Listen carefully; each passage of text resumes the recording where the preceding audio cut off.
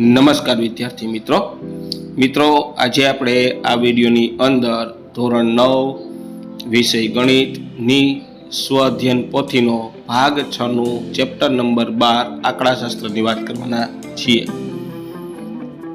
અહીંયા મિત્રો આ રીતનું સ્વઅધ્યયન પોથીના ભાગ 6 ના ગણિતના ચેપ્ટર 12 નું સંપૂર્ણ સોલ્યુશન છે। આવા સરસ મજાના સોલ્યુશન મેળવવા માટે આપણી ચેનલ મેથ્સ બાય પંકજ કાપડિયાને સબસ્ક્રાઇબ કરો અને આ વિડીયો તમારા મિત્રો સાથે શેર કરો। બીજું કે મિત્રો ડિસ્ક્રિપ્શન બોક્સમાં આપણે શાળા શિક્ષક એપ્લિકેશનની લિંક આપી છે, ત્યાંથી એપ્લિકેશન ડાઉનલોડ કરી આ પાઠની પીડીએફ જોઈ શકો છો। તો શરૂ કરીએ ધોરણ 9 વિષય ગણિતની સ્વઅધ્યયન પોથીનો ભાગ 6 નું ચેપ્ટર નંબર 12 આંકડાશાસ્ત્ર। અહીં અધ્યયનના મુદ્દા આપ્યા છે એ તમારે વાંચી લેવાના છે। ત્યાર પછી વિભાગ એ આવે છે, એમાં પ્રશ્ન પહેલો, નીચે આપેલા વિધાનો સાચા બને તેમ યોગ્ય જવાબ લખી ખાલી જગ્યા પૂરો। તો સ્તંભ આલેખ એક અક્ષ પર ખાલી જગ્યા દર્શાવે છે, એમાં વર્ગો આવે, વર્ગ લંબાઈ આવે, બરાબર, જે લખવું તે લખી શકીએ।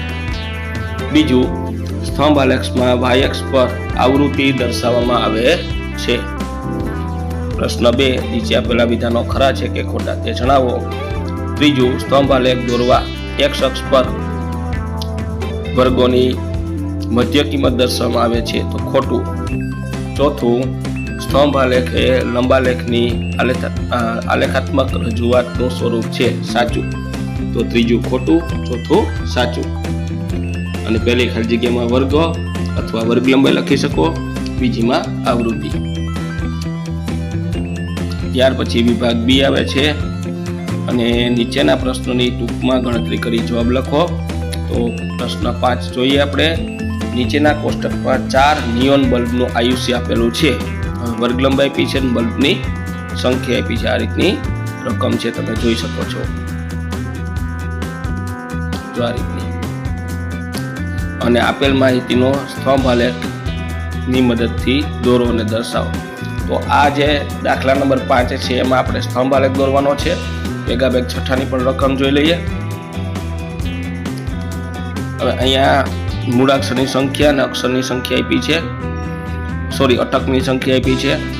તો એમાં આપણે પ્રશ્ન એવો કર્યો છે કે આ માહિતીનું નિરૂપણ કરતો સ્તંભ આલેખ દોરી અને પછી આવૃત્તિ બહુકોણ તૈયાર કરો। તો સ્તંભ આલેખ અને આવૃત્તિ બહુકોણ તૈયાર કરવાનો છે અને જે વર્ગમાં સૌથી વધુ સંખ્યામાં અટક આવે તે વર્ગ લખો। તો અહીં 6 થી 8 છે, એમાં 44 અટકની સંખ્યા આવે છે। તો આપણે જોઈએ ક્રમશઃ બંને દાખલાના આલેખ। હવે 5મો દાખલો છે તેનો આલેખ છે બલ્બ વાળો। હવે પેલા અહીં તમારે પ્રમાણ માપ લખવું પડે। પ્રમાણ માપ છે એક y અક્ષ પર 1 સેમી બરાબર 5 બલ્બની સંખ્યા। તો પ્રમાણ માપમાં y અક્ષ પર 1 સેમી બરાબર 5 બલ્બની સંખ્યા આપી છે અને આ રીતનો આપણે અહીંયા આલેખ દર્શાવ્યો છે। જો મિત્રો તમને એ બતાવું કે થોડુંક તમારે એક અક્ષ ઉપર બલ્બ આયુષ્ય લખવાનું છે કલાકમાં। તો અહીંયા 300, પછી 400, 500, 600, 700, 800, 900 ને 1000। અને y અક્ષ પર બલ્બની સંખ્યા 5, 10, 15, 20, 25, 30, 35, 40, 50, 55, 60, 65, 70, 75, 80 આ રીતની। હવે આપણે જોઈએ તો પેલો બલ્બ છે, જો એની સંખ્યા આપણને આગળ રકમમાં આપી છે, તો આ રીતનું સ્તંભ આલેખ દોરવાનું છે। બીજો 400 થી 500, તો આ રીતનું 56। પછી ત્રીજો 500 થી 600, તો આ રીતનું। પછી 600 થી 700, તો આ રીતનું પિંક કલરનું। ત્યાર પછી ગ્રીન કલરનું છે 700 થી 800 અહીંયા સુધીનું। ત્યાર પછી રેડ કલરનું છે 800 થી 900, તો આ રીતનું।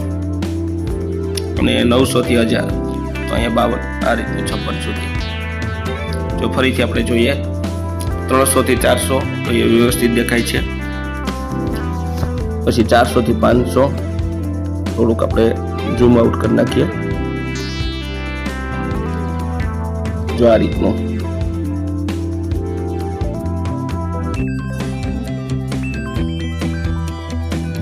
ત્યાર પછીનું આપણે જોઈએ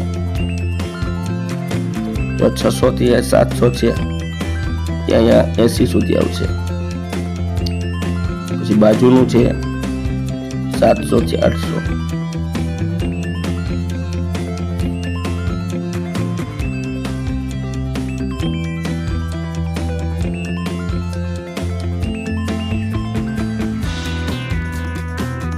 જો આ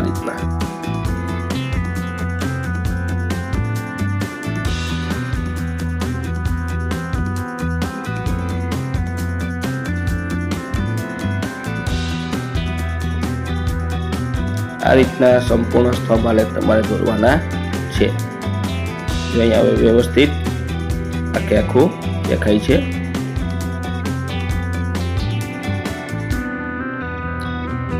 ત્યાર પછી આપણે જે પછીનો દાખલો હતો એનો સ્તંભ આલેખ જોઈએ। એમાં પ્રમાણ માપ લખ્યું છે y અક્ષ પર 1 સેમી બરાબર 5 અટકની સંખ્યા। તો આ રીતનું તમારે પ્રમાણ માપ લખવાનું। પ્રમાણ માપ y અક્ષ પર 1 સેમી બરાબર 5 અટકની સંખ્યા। હવે આપણે અહીંયા પ્રમાણ માપ લખ્યું છે। હવે અહીંયા જોઈએ આપણે મૂળાક્ષરની સંખ્યા। તો એ પહેલા તમારે કોષ્ટક બનાવવું પડશે। આલેખ દોરતા પહેલા આ કોષ્ટક બનાવવું પડશે। જો આ કોષ્ટક મૂળાક્ષરની સંખ્યા 1 થી 4, 4 થી 6, 6 થી 8, 8 થી 12, 12 થી 20, અટકની સંખ્યા 4, 16, 44, 30, 6। વર્ગ લંબાઈ તો પહેલાની વર્ગ લંબાઈ 1 થી 4 ની 4 છે, 4 થી 6 ની 2 છે, 6 થી 8 ની વર્ગ લંબાઈ 2 છે, 8 થી 12 ની 4 છે અને 12 થી 20 ની વર્ગ લંબાઈ 8 છે। હવે લંબચોરસની લંબાઈ તો કેટલા સુધી લઈ જાવ છો? હવે તો આ રીતનો 2, 16, 44, 15 ને 1.5 અને મધ્ય કિંમત બહુકોણ દોરવા માટે આપણે મધ્ય કિંમતની જરૂર પડશે। તો 2.5, 5, 7, 10 ને 16। અને જે બીજો પ્રશ્ન હતો વર્ગ 6 થી 8 માં સૌથી વધુ અટક સંખ્યામાં અટક આવે છે। હવે આ તમે એ માપ લખશો ત્યાર પછી તમારે આ માપને આધારે તમારે આલેખ દોરવાનો છે। જો અહીંયા જે માપ આપ્યા છે મેં વર્ગ લંબાઈ, લંબચોરસની લંબાઈ, મધ્ય કિંમત, બરાબર। ત્યાર પછી મધ્ય કિંમતના આધારે બહુકોણ દોરશું અને લંબચોરસની લંબાઈ છે એ આપણે ઊંચાઈ તરીકે લેશું।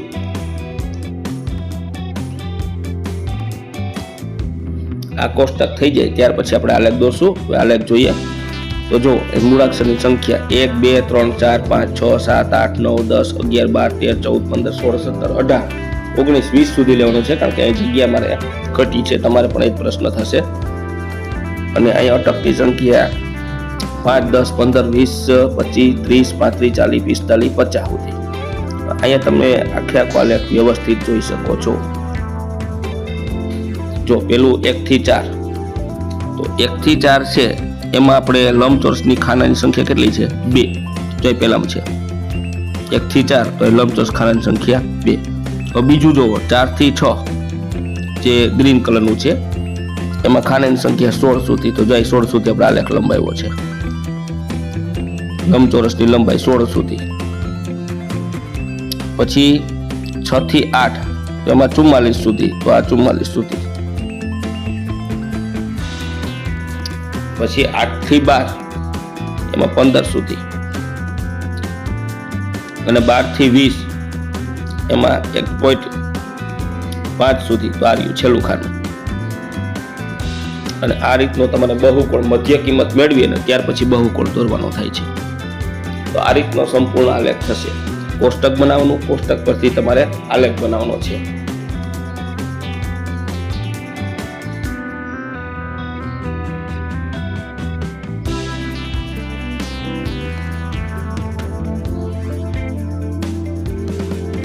તો આ રીતનો સંપૂર્ણ આલેખ દોરવાનો થશે।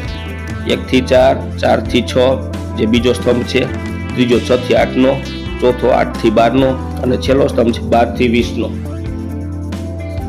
પછી ત્યાર પછી બહુકોણ।